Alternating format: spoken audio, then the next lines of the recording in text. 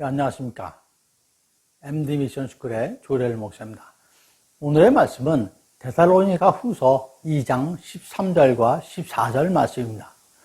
주께서 사랑하시는 형제들아, 우리가 항상 너희에 관하여 마땅히 하나님께 감사할 것은 하나님이 처음부터 너희를 택하사 성령의 거룩하게 하심과 진리를 믿음으로 구원을 받게 하심이니, 이를 위하여 우리의 복음으로 너희를 부르사 우리 주 예수 그리스도의 영광을 얻게 하려 하심이니라.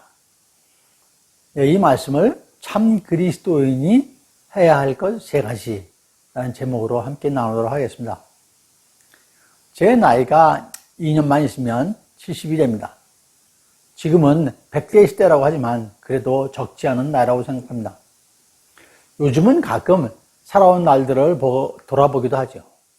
그리고 주님께서 저희 남은 삶에 주신 사명이 무엇일까 묵상하고 또 묵상을 합니다. 대략 직장생활 30년, 교수생활 10년의 생활, 그리고 이제 목회자로서 만 3년이 지난 4년에 접어들게 됩니다. 목회자 생활이라고 고상하게 말씀드렸지만 선교적 생활이 조금 더 맞지 않을까 생각을 합니다. 1인 미디어를 통해서 말씀을 전하고 외국인들에게 한국을 가르치면서 복음을 접하게 하고 믿음 생활을 하게 하는 그런 아주 작은 소리이지만 주님께서 함께 하시리라고 믿습니다. 사회생활을 하면서도 믿음의 길을 걸어 안수집사, 장로의 길도 걸었지만 주님께서는 말씀을 전하고 가르치는 사명을 주시기 위해서 교수 생활을 하게 하신 것을 생각하면서 이 길이 마땅히 내가 가야 할 나의 길이라고 생각하고 또 생각합니다. 사실 교수 시절 신학교를 다니면서 공부를 시작할 때는 전혀 생각지도 않았던 것들입니다.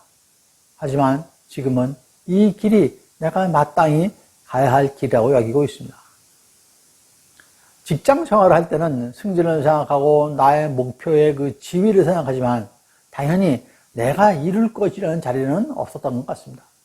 그런데 직장 생활을 마감을 하고 대학 교수가 된 것은 내 뜻과 내 계획이 아니라 하나님의 계획이었음을 알게 되고, 교수로 재직하면서 신학 공부를 해서 목사 안수를 받게 하심 또한 주님의 계획과 인도하심을 알게 된 것이죠.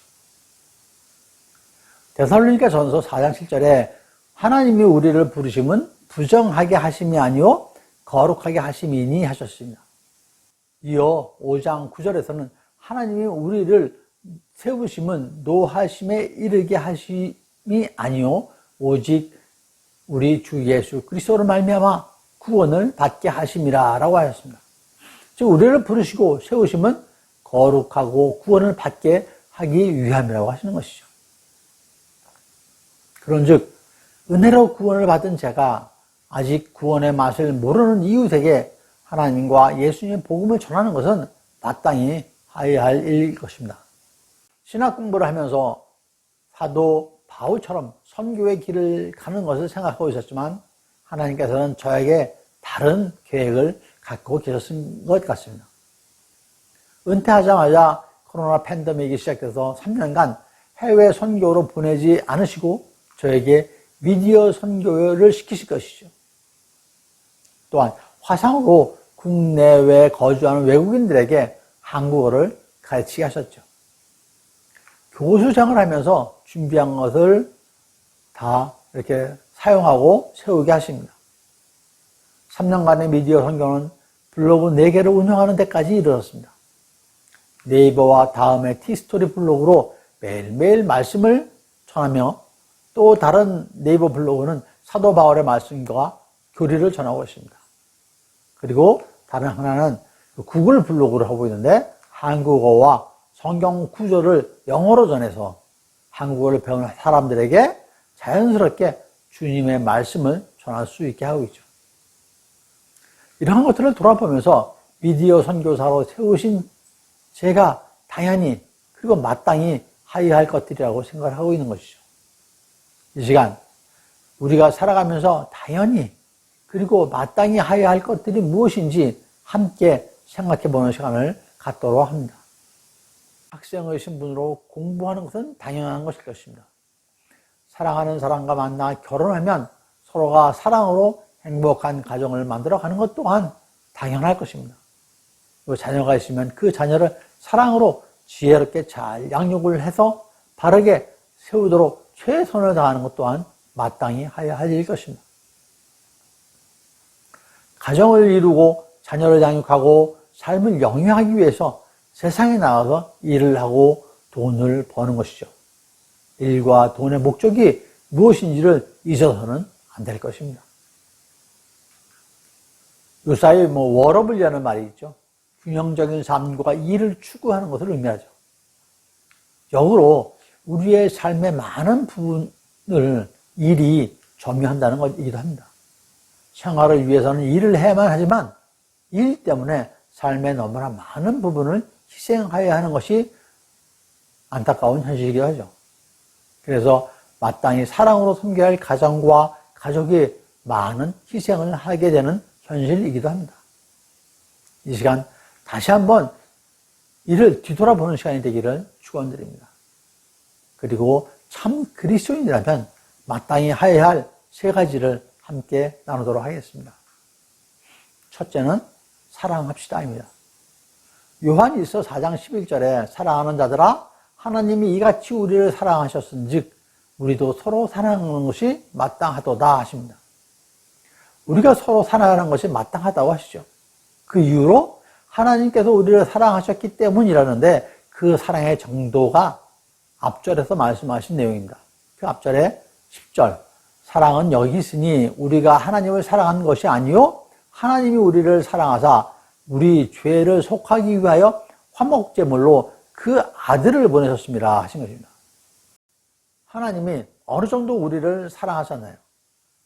나의 죄를 대신 지시기 위해서 제물로 그 아들, 즉 예수 그리스도를 보내주신 것입니다. 그리고 나의 죄를 대속하시어 예수님께서 십자가에 못 박혀 죽으셨죠. 예수님께서 화목제물이 되어주신 것입니다. 우리는 예수 그리스도의 제물의 피로 깨끗해진 것이죠. 에베소서 1장 7절에서도 우리가 그리스도 안에서 그의 은혜의 풍성함을 따라 그의 피로 말미암아 구속 곧 죄사함을 받았느니라 라고 말씀하십니다. 그런 사랑을 받은 저와 여러분입니다. 그러므로 우리가 서로 사랑하여야 하는 것은 마땅한 것이죠. 당연한 것이죠. 예수님께서 친히 저와 여러분을 위하여 화목 제물이 되셨는데 화목하다는 헬라어로 카탈라소라고 합니다. 이 말은 적대 관계에서 우호적 관계로 변화하는 걸 뜻하는 동사입니다. 이 단어는 또한 변화하다라는 뜻도 가지고 있죠. 화목하다는 우선 하나님과 인간의 관계의 개선을 의미합니다. 죄는 하나님과 인간의 사이를 갈라놓았죠. 이사야 59장 2절 말씀에 오직 너의 죄악이 너희와 너희 하나님 사이를 갈라놓았고 라고 합니다. 로마서 5장 10절에서도 곧 우리가 원수 되었을 때라고 합니다. 죄로 인하여 단절된 하나님과 인간관계는 예수님이 죽으심으로 화목하게 됐던 것이죠. 그래서 화목제입니다. 하나님께서 저희를 위하여 아들 예수를 제물로 삼는 사랑을 보여주신 것이죠. 마가복음 12장 3절에 내 마음을 다하고 목숨을 다하고 뜻을 다하고 힘을 다하여 주 너의 하나님을 사랑하라 하신 것이 있습니다. 공간복음에서는 이 신명기 6장 5절에 너는 마음을 다하고 뜻을 다하고 힘을 다하여 내 하나님 여호와를 사랑하라라는 말씀을 인용하였습니다. 주님께서는 왜 이렇게 자주 사랑하라고 말씀을 하실까요? 왜 이렇게 강조하고 또 강조를 하실까요? 하나님 여호와를 사랑하는데 마음, 목숨, 뜻, 힘을 다하라고 이렇게 강조하고 강조하는 그 이유가 무엇일까요? 본문에 마음을 다하고 목숨을 다하고 뜻을 다하고 힘을 다한다는 의미는 그냥 세상적으로 나의 열심을 다한다는 차원을 넘어 한계를 초월한 다함이라고 말씀을 드릴 수가 있겠습니다. 그렇게 하나님을 사랑하라고 명령을 하시는 거죠. 내가 할 수 있는 것 이상으로 하나님을 사랑하라고 하시는 것입니다. 그리고 앞에서 말씀드린 마가복음 12장 3절에 하나님 사랑 다음에 31절에서 하신 말씀이 둘째는 이것이니 내 이웃을 내 자신과 같이 사랑하라 하신 것이라. 이보다 더 큰 계명이 없느니라 라고 하십니다. 사람이 얼마나 이기적입니까? 그런데 우리의 이웃을 내 자신과 같이 사랑하라고 하십니다. 그래야 참 그리스도인이라고 하시는 것이죠. 그러한 사랑을 베푸시는 여러분 모두가 되시기를 축원드립니다. 두 번째로 감사합시다. 감사는 느낄 감자와 살해할 사자를 섞어서 한자말로 해석하면 느껴지는 것을 살해한다라는 뜻이죠. 이 감사의 헬라어가 유카리스테오입니다. 유와 은혜의 뜻의 카리스가 합성된 것입니다. 그리고 감사는 좋은 은혜, 은혜가 좋다, 이런 의미가 될 것입니다. 은혜와 감사의 의미가 함께 있는 것이죠. 즉, 은혜의 감사함을 의미하고 있는 것입니다. 받은 은혜에 대하여 갖게 되는 마음인 것이죠. 히브리어로는 토다 혹은 야다라고 하는데, 야다는 여러 가지 의미가 있습니다. 경배하다, 예배하다, 손을 뻗다, 찬양하다, 이런 의미를 갖고 있습니다. 정리하면은 경배, 예배, 찬양, 감사 이것이 다 같은 주류라고 말씀을 드릴 수가 있겠습니다. 하나님을 인정해서 찬양하고 찬송하고 감사함으로 예배드리는 이것이 다 하나인 것이죠.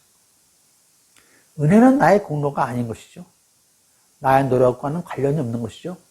그런데도 주님께서 나를 사랑하시어 그냥 주신 것입니다. 그러므로 고마워하는 마음으로 현재의 상황에 대하여 감사해야 하는 것이죠. 즉 감사는 노력의 산물이 아니라 은혜의 산물인 것입니다.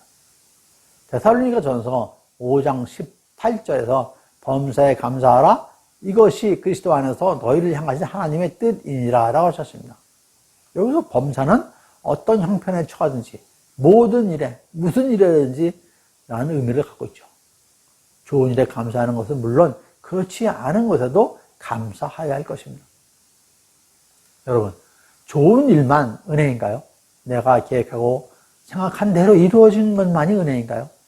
내가 생각하고 계획한 것이 성경적이지 못하면 주님께서는 그 길을 막으실 것입니다. 이것도 은혜이고 감사할 일일 것이죠. 데살로니가 5장 16절에 범사에 감사하라고 한 바울은 당시 데살로니가 성도들은 엄청난 환난 가운데 있었던 것입니다. 1장 6절에 또 너희는 많은 환난 가운데서 성령의 기쁨으로 말씀을 받아 우리와 주를 본받은 자가 되었으니라고 1장에서 말씀하셨어요. 지금 그들이 엄청난 환난 가운데 있는데도 범사에 감사하라고 사도 바울이 얘기하는 것입니다. 좋은 일에 감사하는 것은 얘기 안 해도 다 그렇게 할 것입니다. 지금 얘기하는 것은 어떤 환난이나 핍박과 어려움이 있어도 감사하라는 것이죠. 그리스도와 함께하는 고난에는 축복이 있습니다. 그래서 하나님께서 은혜의 길로 인도하시기 때문에 감사한 것이죠. 또한 하나님께서 우리를 지어주신 것에 감사해야 할 것입니다. 성경은 하나님의 말씀이죠. 성경에서 제일 처음에 하신 말씀이 무엇이죠? 창세기 1장 1절에 태초에 하나님이 천지를 창조하시니라 라고 하죠. 그리고 2절부터 창조의 과정을 말씀하고 계시죠. 이 창조에 사람이 함께 있습니다. 그러니 사람을 포함해서 이 세상 우주 만물을 창조하신 분은 하나님이십니다.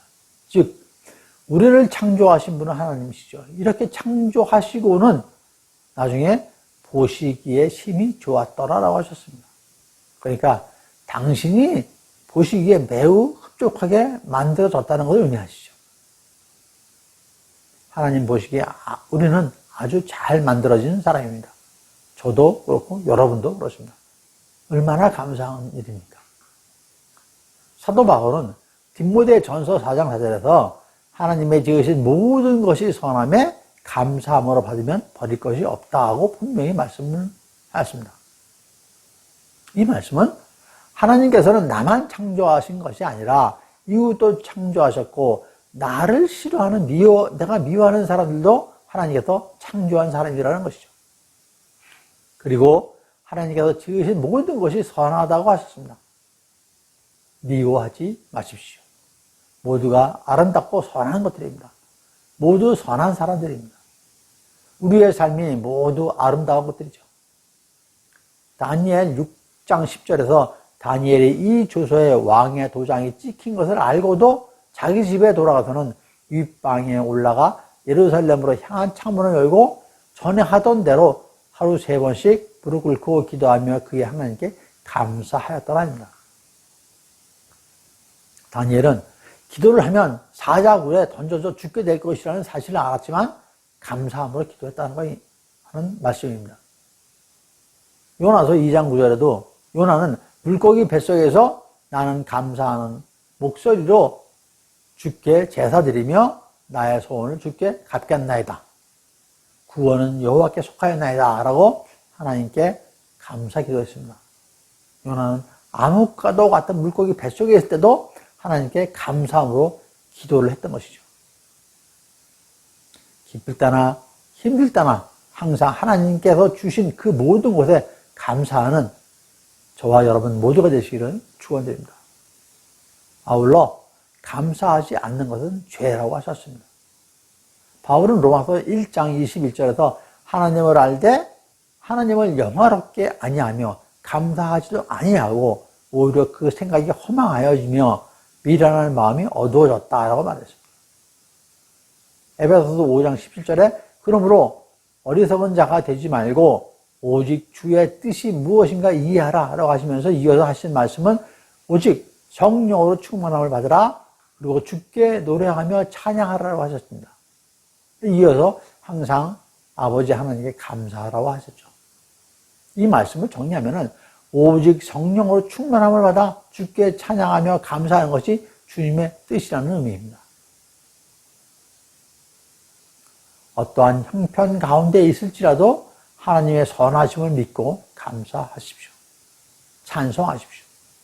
그러면 선하신 하나님께서 가장 좋은 때 가장 좋고 가장 아름답고 가장 복된 것으로 여러분에게 차고 넘치도록 채워주실 것입니다. 찰스 스퍼전 목사님은 별빛에 감사하는 자는 달빛을 주시고 달빛에 감사하는 자는 햇빛을 주시고 햇빛에 감사하는 자는 영원히 지지 않는 은총의 빛을 주신다라고 말씀하셨습니다. 범사에 감사하는 사람에게 하나님께서 영원히 없어지지 않는 은총을 베풀어 주십니다. 그러므로 어떠한 상황을 만나도 범사에 감사할 수 있는 여러분 모두가 되시기를 축원드립니다. 세 번째로 해야 할 것은 복음 전파입니다. 골로새서 4장 4절에 그리하면 내가 마땅히 할 말로써 이 비밀을 나타내리라 라고 하신 말씀이십니다. 여기서 마땅히 할 말, 이것이 바로 복음 전파입니다. 이 말씀의 배경은 사도 바울이 골로새 성도들의 편지를 쓰면서 마지막으로 권하는 말씀입니다. 편지를 마치면서 사도 바울이 골로새 교인들에게 기도를 부탁한 것이죠. 그러면서 바울이 마땅히 할 말로 비밀을 나타낼 것이라고 말씀하셨습니다. 여기서 마땅히의 헬라어가 데이라고 하는데 반드시 틀림없다의 의미입니다. 그러면 비밀이 무엇이겠습니까? 3절에서는 그리스도의 비밀이라고 했고 앞서 1장 26절에서는 이 비밀은 만세와 만대로부터 감추어졌던 것인데 이제는 그의 성도들에게 나타났고 라고 기록을 하고 있습니다. 또한 다음에 27절에서도 이 비밀은 너희 안에 계신 그리스도시니 곧 영광의 소망이니라 라고 하십니다. 바울은 비밀이 그리스도, 예수 그리스도라고 하는 것이죠. 그리스도의 복음이라고 하는 것입니다. 그리고 같은 27절에서 하나님이 그들로 하여금 이 비밀의 영광이 이방인 가운데 얼마나 풍성한지를 알게 하려 하심이라 라고 말씀하십니다. 즉 이방인들에게 그리스도의 복음을 풍성히 전하는 것에 대해서 얘기하고 있는 것입니다. 이와 같이 바울은 십자가의 복음만을 전하겠다는 얘기를 하고 있는 것이죠. 고린도전서 9장 16절에 내가 복음을 전할지라도 자랑할 것이 없으면 내가 부득불할 일이라. 만일 복음을 전하지 아니하면 내가 화가 있을 것이로다 라고 사도 바울이 고백을 했죠. 여러분, 예수님께서 마가복음 3장 14절과 15절에서 제자들을 세운 이유를 분명히 말씀하십니다. 이에 12를 세우셨으니 이는 자기와 함께 있게 하시고 또 보내사 전도도 하며 귀신을 내쫓는 권능도 가지게 하려 하심이더라 라고 말씀하십니다. 함께하며 가르치고 훈련시킨 후 권능도 주며 보내서 전도하게 하심이라는 것이죠. 디모데후서 4장 2절에 너는 말씀을 전파하라. 때를 얻든지 못 얻든지 항상 힘쓰라. 범사에 오래 참음과 가르침으로 경책하며 경계하며 권하라 라고 하셨죠. 여러분, 성경에는 두 가지 큰 명령이 있습니다. 구약시대에는 문화명령, 신약시대에는 지상명령을 하셨습니다. 이 중에 지상명령이 마태복음의 마지막 장인 29장, 마지막 세 계절, 18, 19, 20절입니다. 예수께서 나와 말씀하여 이르시되 하늘과 땅의 모든 권세를 내게 주셨으니 그러므로 너희는 가서 모든 민족을 제자로 삼아 아버지와 아들과 성령의 이름으로 세례를 베풀고 내가 너희에게 분부한 모든 것을 가르쳐 지키게 하라. 볼지어다 내가 세상 끝날까지 너희와 항상 함께 있으리라. 이렇게 말씀하셨습니다. 요약하면 모든 민족을 제자로 삼아서 세례를 베풀고 가르치고 지키게 하라 라는 말씀이죠. 모든 민족에게 복음을 전파하라고 명령하시는 것입니다. 이것이 지상명령입니다. 그래서 많은 선교사님들께서 복음 들고 모든 민족에 나가시는 것이죠. 저 또한 이 말씀을 레마의 말씀을 받아서 선교사의 길을 가게 된 것입니다. 하나님의 사랑과 은혜로 구원받은 저와 여러분은 그 받은 은혜를 흘려 보내는 것은 마땅하고 당연한 것입니다. 항상 감사한 마음으로 받은 은혜를 이웃에게 그리스도의 사랑과 복음을 전하며 흘려 보내야 할 것입니다. 그러한 저와 여러분 모두가 되시기를 간절히 축원드립니다. 감사합니다. MD 미션 스쿨의 조래을 목사였습니다.